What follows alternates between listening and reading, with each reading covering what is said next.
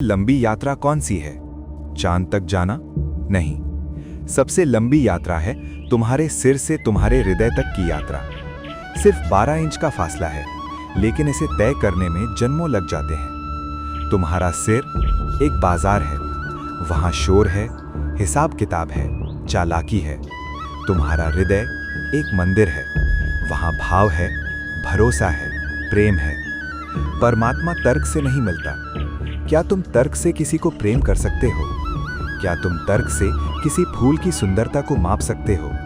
नहीं। जीवन के जो भी कीमती अनुभव हैं, वे सब हृदय के रास्ते आते हैं। सिर को थोड़ा आराम दो।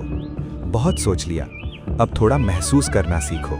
तुम जिसे भगवान कहते हो, वो कोई ऊपर बैठा हुआ बूढ़ा आदमी नहीं है जो तुम्हारा हिसाब किताब रख रहा है। अपने बचकाने ख्यालों को छोड़ो। ईश्वर कोई व्यक्ति नहीं है, ईश्वर एक गुण है।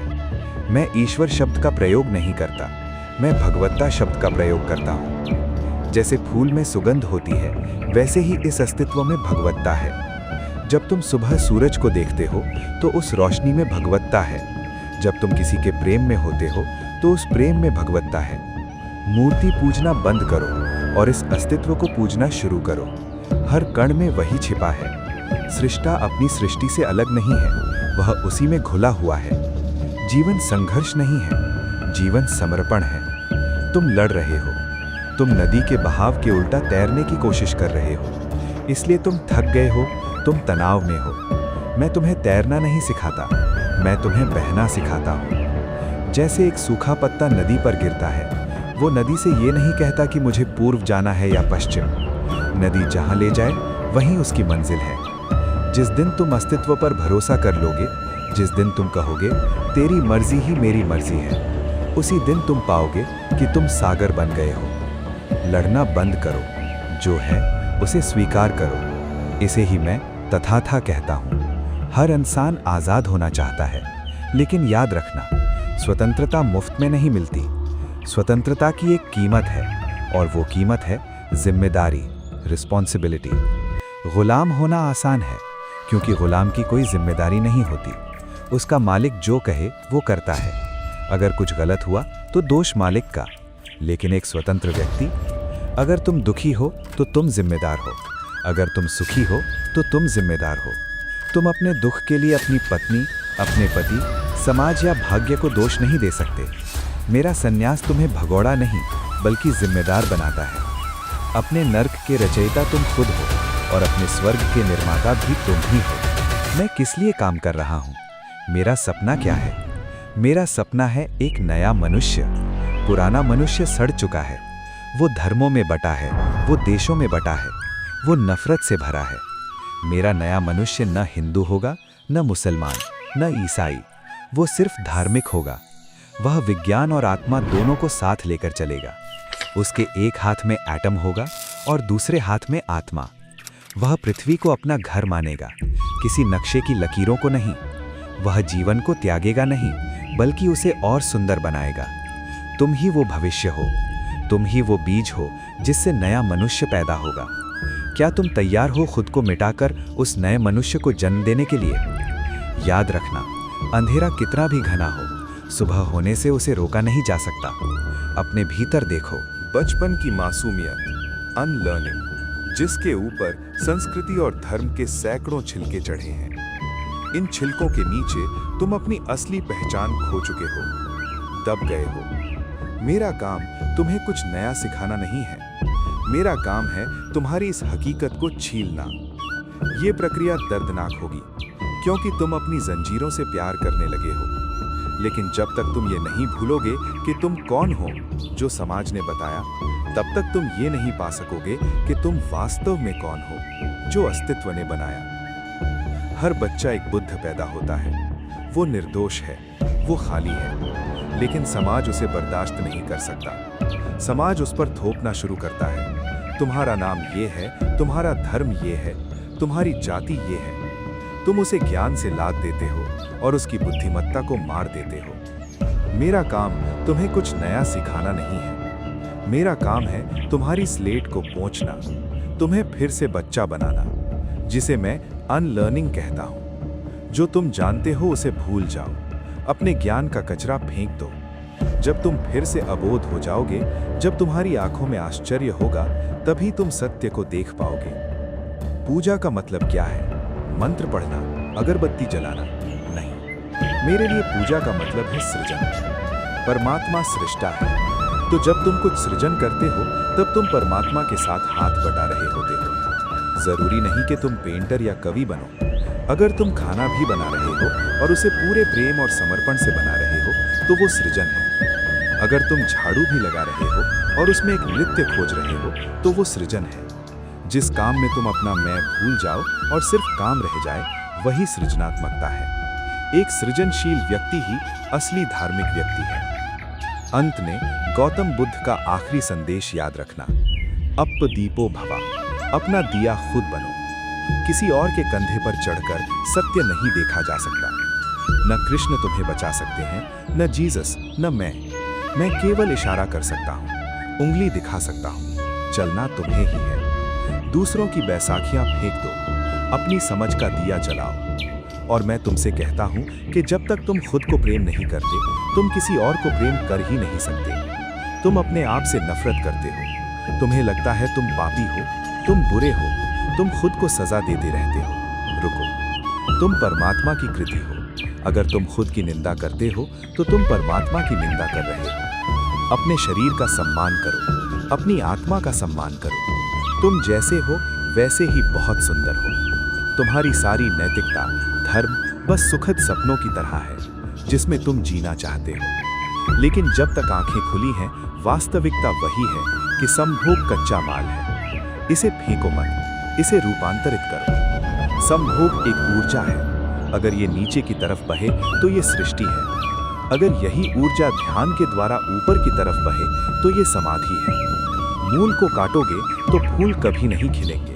अपनी ऊर्जा का सम्मान करो। गुरु सुनो, मैं तुम्हें कोई सिद्धांत नहीं दे रहा हूं, मैं तुम्हें कोई दर्शन नहीं दे रहा हूं, मैं तुम्हें केवल जगाने आया हूं। बुद्ध भी यही करने आए थे। उन्होंने कभी नहीं कहा मुझ पर विश्वास करो। उन्होंने कहा देखो, लेकिन देखने के लिए आंखें नहीं, साहस चाहिए। क्योंकि जो दिखाई देता है वो बाहर नहीं है, जो दिखाई देता है वो तुम्हारे भीतर छिपा है। और भीतर देखना सबसे कठिन काम है। इंसान पूरी दुनिया देख लेता है लेकिन अपने भीतर एक बार भी नहीं झांकता। क्यों? क्योंकि भीतर कोई सजावट नहीं है। वहाँ तुम्हारे घाव हैं, वहाँ तुम्हारा डर है, वहाँ तुम्हारी असफलताएं हैं, वहाँ तुम्हारा अकेलापन है। बुद्ध ने कहा दुख को देखो, लड़ो मत, भागो मत, देखो। लेकिन तुमने क्या किया? तुमने दुख से भागने के 1000 रास्ते बना लिए। धन में भागे, संबंधों में भागे, धर्म में भागे, भगवान में भी भागे। लेकिन जहां भी गए दुख तुम्हारे साथ था। क्योंकि दुख बाहर नहीं है, दुख अज्ञान है। बुद्ध ने ज्ञान नहीं दिया, उन्होंने अज्ञान हटाया। ये फर्क समझ लेना। ज्ञान जोड़ना आसान है, अज्ञान गिराना बहुत कठिन है। क्योंकि अज्ञान तुम्हारी पहचान बन चुका है। तुम कहते हो मैं हिंदू हूँ, मैं मुसलमान हूँ, मैं सफल हूँ, मैं असफल हूँ। बुद्ध कहते हैं तुम कुछ भी नहीं हो जो तुम सोचते हो। तुम्हारा हर परिचय उधार है। नाम माता पिता ने दिया, धर्म समाज ने दिया, नैतिकता ने तुम्हें अपराध बोध दिया। और फिर तुम पूछते हो शांति क्यों नहीं है? शांति कैसे होगी? जिस घर में झूठी पहचाने रहती हूँ वहाँ शांति कैसे ठहरे? बुद्ध कहते हैं पहले जानो कि तुम कौन नहीं हो। मत कहो मैं आत्मा हूँ, मत कहो मैं ब्रह्म हूँ। ये भी अहंकार है, सूक्ष्म अहंकार। बुद्ध बहुत वैज्ञानिक हैं। वे कहते हैं देखो, शरीर बदल रहा है तो तुम शरीर नहीं हो। विचार बदल रहे हैं तो तुम विचार नहीं हो। भावनाएं आ जा रही हैं तो तुम भावना नहीं हो। फिर बचा क्या? अब हम उस जगह पहुंच रहे हैं जहां से अधिकतर लोग लौट जाते हैं। क्योंकि यहाँ कोई सहारा नहीं है, कोई विश्वास नहीं है, कोई भगवान नहीं है जिसे पकड़ा जा सके। बुद्ध ने एक बहुत खतरनाक बात कही थी। उन्होंने कहा जिसे तुम पकड़े हो वही तुम्हारा बंधन है। इंसान सोचता है बंधन दुख से होता है। नहीं, बंधन सुख से भी होता है। तुम दुख को तो छोड़ना चाहते हो, लेकिन सुख को क्यों छोड़ोगे? और बुद्ध कहते हैं, दुख और सुख एक ही सिक्के के दो पहलू हैं। जो सुख को पकड़ेगा वो दुख को बुलाएगा। लेकिन ये बात मन को बहुत कड़वी लगती है। मन कहता है कम से कम सुख तो रहने दो। बुद्ध कहते हैं, तुम चुन नहीं सकते, या तो दोनों छोड़ो या दोनों झेलो। यही मध्यम मार्ग है जिसे लोग गलत समझ लेते हैं। मध्यम मार्ग का अर्थ बीच में रहना नहीं है। मध्यम मार्ग का अर्थ है अतिशय से मुक्त होना। न ज्यादा चाह, न ज्यादा विरोध, सिर्फ जागरूकता। लेकिन जागरूकता सबसे कठिन तपस्या है, क्योंकि जागरूकता में अहंकार जी नहीं सकता। अहंकार अचेतनता में फलता फूलता है। जैसे अंधेरे में बीज अंकुरित होता है, वैसे ही अचेतन जीवन में अहंकार बढ़ता है। बुद्ध ने अहंकार को कभी शत्रु नहीं कहा। उन्होंने कहा, देखो, बस देखो कि जब कोई तुम्हारी प्रशंसा करता है तो भीतर क्या होता है। सीना चौड़ा हो जाता है, मन मुस्कुराने लगता है, तुम थोड़े बड़े हो जाते हो। और जब कोई अपमान करता है, तुरंत सिकुड़ जाते हो, कुछ टूट जाता है। बुद्ध कहते हैं, जो टूट सकता है वो सत्य नहीं है। अगर तुम्हारा मैं सच में है तो किसी की बात से क्यों हिले? लेकिन तुम्हारा मैं कांच का बना है, इसलिए हर शब्द चुभ जाता है। यही अहंकार है, और अहंकार दुख का मूल कारण है। यही कारण है कि बुद्ध ने ईश्वर पर चर्चा नहीं की, क्योंकि ईश्वर की चर्चा अहंकार को मजबूत करती है। मैं धार्मिक हूँ, मैं साधक हूँ, मैं ज्ञानी हूँ, ये सब सूक्ष्म अहंकार हैं। बुद्ध बहुत निर्दयी है अहंकार के प्रति, लेकिन करुणामय है इंसान के प्रति। उन्होंने कहा, तुम गलत नहीं हो, तुम सोए हुए हो, और नींद में जो होता है उसके लिए दोष नहीं दिया जाता। नींद तो जगाने से टूटती है। इसलिए बुद्ध की चाल बहुत कोमल है। वे कहते हैं, सांस को देखो। क्यों? क्योंकि सांस अहंकार के बिना चलती है। तुम सो, सांस चलती है। तुम मर जाओ, सांस रुक जाती है। लेकिन सांस कभी मैं नहीं कहती, वो बस होती है। यही बुद्ध का रास्ता है, होने का रास्ता, करने का नहीं। तुम जीवन भर कुछ न कुछ करते रहे हो, अब थोड़ा होकर देखो। अभी इस क्षण अगर कोई विचार आए उसे रोको मत, अगर कोई इच्छा आए उसे दबाओ मत, बस देखो। याद रखना, जो दबाया जाता है वो लौटता है, और जो देखा जाता है वो विलीन हो जाता है। ये बहुत गहरा वैज्ञानिक सत्य है। बुद्ध पहले मनोवैज्ञानिक थे, फिर महापुरुष। उन्होंने देखा, जिस भावना को तुम पूरी चेतना से देख लेते हो वो अपनी ऊर्जा खो देती है। क्रोध को देखो, वो जलता है फिर बुझ जाता है। कामना को देखो, वो उठती है फिर गिर जाती है। लेकिन तुम क्या करते हो? तुम या तो उसमें डूब जाते हो या उससे लड़ते हो। दोनों में तुम हारते हो।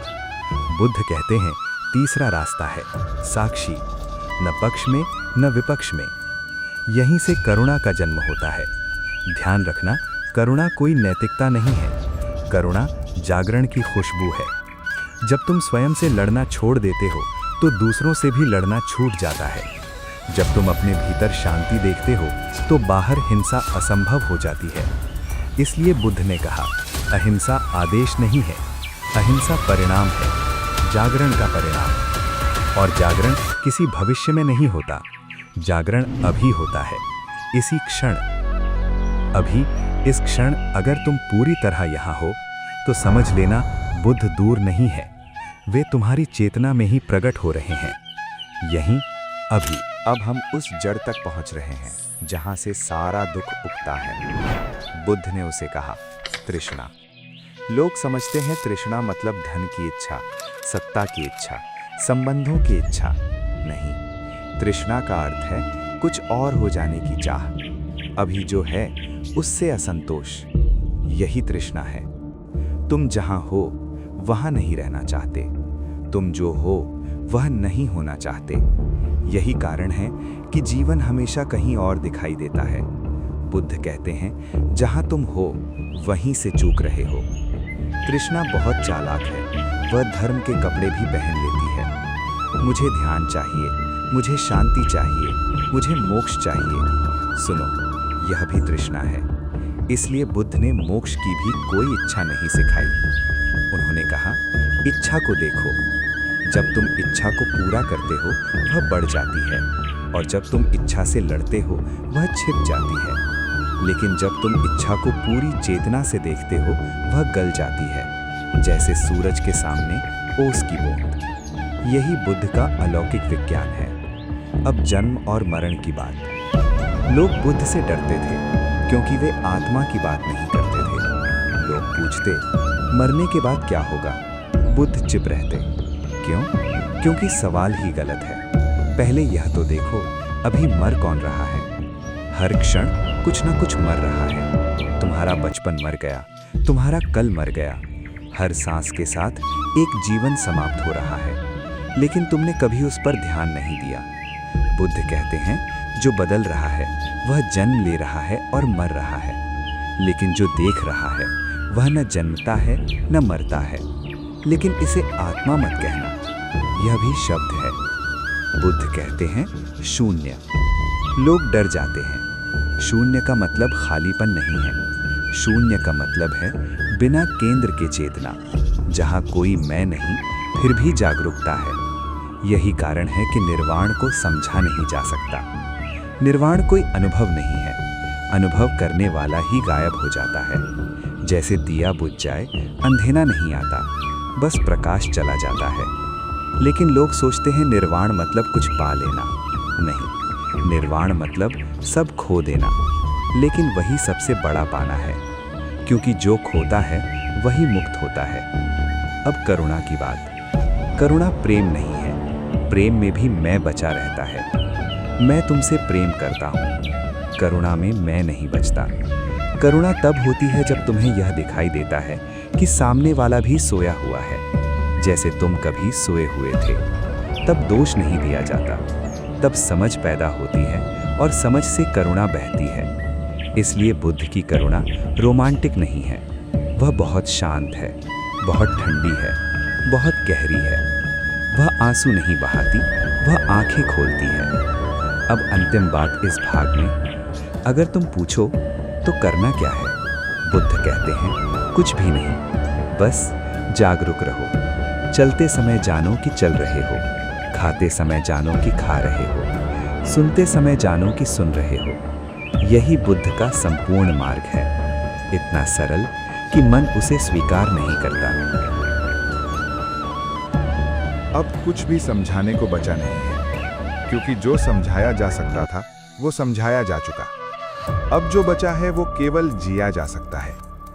बुद्ध के जीवन का अंतिम वाक्य याद रखना, अप्पदीपो भव, अपना दीपक स्वयं बनो। इसका अर्थ ये नहीं कि तुम कुछ बनो, इसका अर्थ है किसी पर निर्भर मत रहो। सत्य उधार नहीं लिया जाता, सत्य दिया नहीं जाता, सत्य पाया नहीं जाता। सत्य तब प्रकट होता है जब खोज रुक जाती है। बुद्ध ने कभी शिष्य नहीं बने, उन्होंने केवल जगाए हुए मित्र बनाए, क्योंकि गुरु और शिष्य के बीच सूक्ष्म गुलामी पैदा हो जाती है, और गुलामी चाहे धार्मिक हो या सांसारिक, वो गुलामी ही है। इसलिए बुद्ध कहते हैं, मेरे शब्दों को भी मत पकड़े रहना। जैसे नाव से नदी पार की जाती है, फिर नाव को सिर पर नहीं ढोया जाता। शब्द भी नाव है, अब उन्हें यहीं छोड़ दो। तुम पूछ सकते हो, अब जीवन कैसे जिए? बहुत साधारण तरीके से। जब भूख लगे खाओ, जब नींद आए सो, जब थक जाओ ठहरो, लेकिन पूरी जागरूकता के साथ। यही फर्क है बुद्ध और सामान्य व्यक्ति में। जीवन वही है, लेकिन जीने वाला जागा हुआ है। अब दुख आता है तो वो दुख नहीं बनता, अब सुख आता है तो वो बांधता नहीं। सब कुछ आता जाता है और तुम केवल साक्षी रहते हो। ये कोई असाधारण अवस्था नहीं है, ये सबसे स्वाभाविक अवस्था है। लेकिन तुमने इतना भागा है, इतना चाहा है, इतना पकड़ा है कि सरल असंभव लगने लगा है। अब धीरे धीरे छोड़ना सीखो, जीवन से नहीं, पकड़ से, संबंधों से नहीं, अपेक्षा से, कार्य से नहीं, कर्ता से।